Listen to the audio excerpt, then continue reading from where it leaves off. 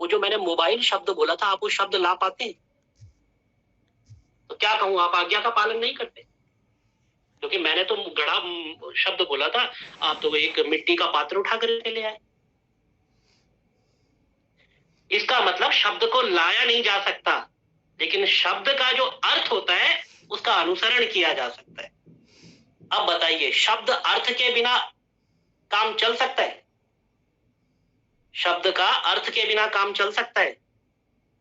मैंने कहा घड़ा ले आओ, आप मटका, कंबू, ग्रीवा, बुदनू आकार, एक गोल मटोल सा मिट्टी का हांडा लेके आ गए कि ये घड़ा है जी, रख लो।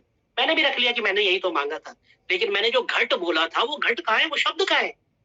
आप तो एक पात्र ले आए, क्योंकि आपने अर्थ का अनुसरण किया। ये शिव और शक्ति की तरह शब्द के साथ अर्थ जुड़ा हुआ होता है कि हम बोलते शब्द है, व्यक्ति अनुसरण अर्थ का करता है। और आप घड़ा लेकर के आ गए, लेकिन ये शब्दों का ज्ञान तो व्याकरण ने दे दिया, ये अर्थों का ज्ञान कहां से होगा? उसके लिए फिर अगला वेदांग बताते हैं, निरुक्तम। ये जो निरुक्त शास्त्र है, इसका कार्य है व्याकरण से सीखे गए शब्दों का अर्थ बताना, अर्थ को स्पष्ट करना। एक जगह दो दो अर्थ, तीन तीन अर्थ हो जाते हैं, लेकिन आपको सही अर्थ का ज्ञान प्राप्त करना ये निरुक्त से होता है। संध्या का समय में कोई कह रहा है गतोस्तमर्कः, सूर्य अस्तांचल में जा रहा है। लोग अपने अपने हिसाब से अर्थ ले लेते हैं, क्योंकि सबका निरुक्त अपने अपने हिसाब से चलता है। तो सही शब्दों का, जैसे हम एक बहुत ही प्रसिद्ध उदाहरण कई बार दे देते हैं कि सैंधव शब्द का अर्थ घोड़ा भी होता है और सेंधा नमक भी होता है। यात्रा पर जाने की तैयारी है, हम आपको कहें सैंधव ले आओ, तो नमक तो आप लेके नहीं आएंगे। यात्रा पर अगर कोई जा रहा है तो घोड़ा ही लेके आएंगे। और यदि खाने के लिए कोई बैठा है और कहे कि सैंधव ले आओ, तो तब आप घोड़ा तो लेके नहीं आएंगे, तब तो आप नमक लेकर के आएंगे। आपको कैसे पता चलेगा सैंधव कौन सा यहां पर लेके आना है? जब आपको सैंधव शब्द के दोनों अर्थों का पता हो।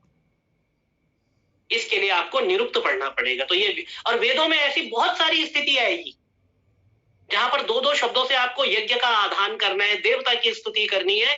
तो जब आप निरुक्त पढ़ लेंगे तो आप सही अर्थ देवता की स्तुति का लगा पाएंगे। इसके बाद आता है छंद। छंदः पादौ तु वेदस्य निरुक्तम श्रोत्रमुच्यते। छंद जो है वेद पुरुष के पैर है।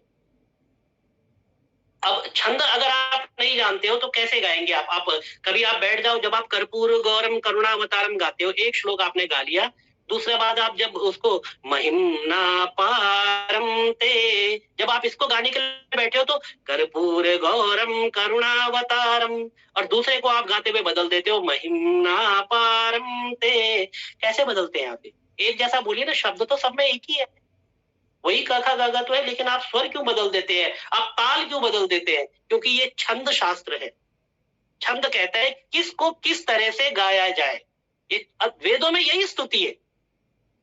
यदि छंदों का ज्ञान नहीं होगा तो आप वेदों की स्तुति को ठीक से गा नहीं पाएंगे, इसीलिए छंदों का ज्ञान होना भी आवश्यक है। उसके बाद आता है ज्योतिष। तो ज्योतिष जो अपरा विद्या है, वेदांग बताया ज्योतिष को।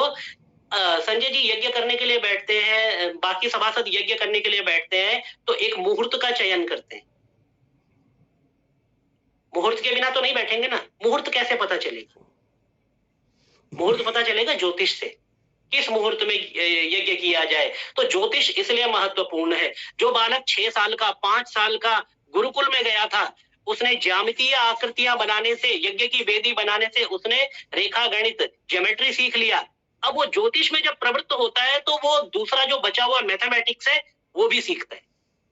उसको नहीं पता कि वो यहाँ पर जो है डेसिमल, जीरो, ये आर्यभट्ट ने जीरो ऐसे ही थोड़ी बना दिया, वो भी ऐसे ही किसी गुरुकुल में गया था और जब ज्योतिष की गणना करने लगा तो जीरो आया होगा कहीं पर।